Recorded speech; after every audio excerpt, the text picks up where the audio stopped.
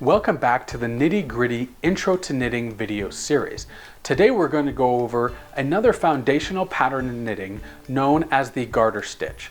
The garter stitch you'll see in many patterns, and it is probably the easiest pattern for beginners to start with as far as knitting simple things like washcloths or scarves. So you'll see it a lot in your knitting journey. So knowing this versatile pattern is going to be essential as you progress as a knitter. Let's get to it.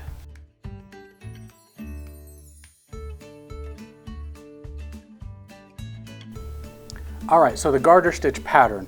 I wanted to start off this video just by showing you what the pattern looks like. So this is the finished product. The garter stitch is a reversible pattern, so it's going to look identical on the front and the back of the work. But we're going to back up here, and I'm going to show you step by step how we got to where we are here. So step by step how to perform the garter stitch pattern. Let's go. Alright, so the garter stitch. The garter stitch is probably the first pattern that most knitters learn.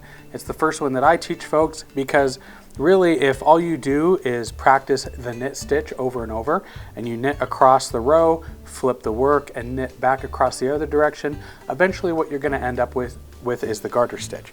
If you're not familiar with how we got to this point as far as having stitches on your needle, please go back and watch our first video in the Knitty Gritty video series, and you'll find how to do this basic cast on. So we started off by casting on 16 stitches using the basic cast on, and now we're just going to start off knitting, and we're going to knit across all 16 stitches. So when you're doing this, you'll see I'm holding the yarn in my left hand. It doesn't matter if you knit holding the yarn in your left hand or your right hand. All that matters is that we get the stitches done correctly. So doesn't matter if you've seen me in the other videos, you'll definitely see me holding the yarn in my right hand for the purposes of teaching the knit stitch. So you can hold it in either side. For me, holding the yarn in my left hand is faster once we get past this initial cast on row.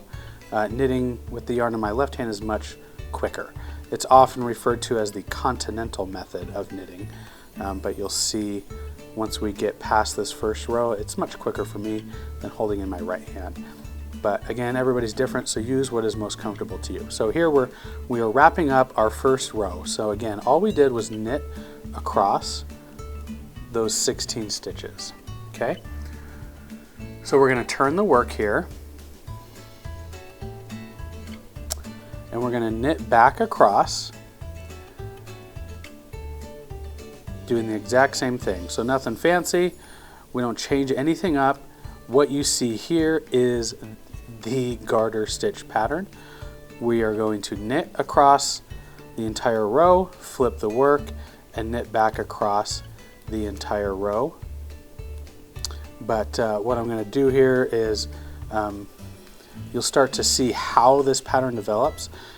One thing that I like to teach you is how a pattern develops or why it looks the way it looks, so that if you want to replicate a certain look in the future, you will have a better idea of how to accomplish that. So that's just two rows down. Let's get this up to about 10 rows or so, and we'll come back and look at how this shapes up, or how the knit stitch impacts the look of the swatch that you're knitting or the work that you're knitting. So I'll catch you back after we get about 10 rows done here, and we'll take a look at how each row looks and how the stitches are affected by whether we knit or purl. So I'll see you on the other side. Alright, so I think I'm finishing up my row number 9 here, but we'll go ahead and come back to this swatch that we're knitting. So again, all we did was knit across all 16 stitches, so knit across the entire row, we flip the work, and we knit back across that row again. And you can see, I believe we're 9 rows in now. This is the garter stitch, so that's what it will look like. And what does that really mean? So when you perform the knit stitch, so we started on the right side over here, and we worked our way to the left in the knit stitch. And so if I pull this down here, you'll see the knit stitch creates these V's.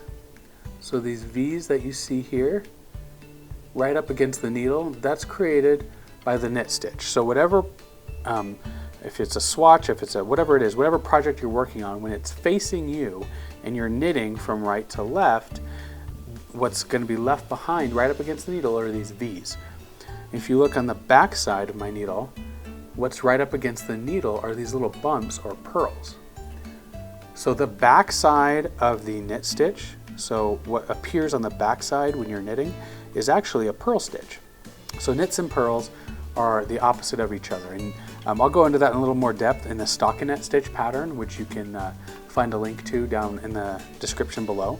But when you knit, it creates these V's. When you purl, it creates bumps.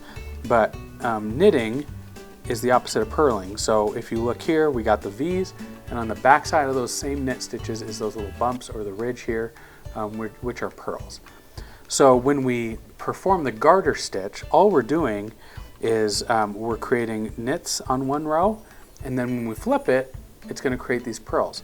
And then you can see if I pull this apart here, you can see in here, these are those knit stitches, the V's, in between the purl rows.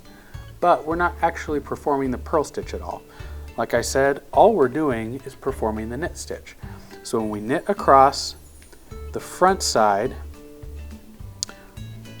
creates those V's. So if I get a few stitches in here, see that a little bit more. So we've got those V's there, and on the back side, the purls or the bumps. That is pretty much all that there is to the garter stitch, is knitting across the entire row, turn the work, and knit across the entire row. Pretty simple and pretty effective. So one thing I like about the garter stitch pattern is it's nice and it's got some elasticity to it, some pull. It's nice and flexible. It's durable. And you're not going to ruin it by pulling on it or anything like that. So great for things like baby blankets, washcloths, beginner scarves, things like that. Garter stitch is going to give you a lot of flexibility, and when you're learning, it's quick. It's a quick pattern to do. It's easy to learn because everyone starts off learning the knit stitch anyway. So all it is a series of knit stitches and not altering anything in there.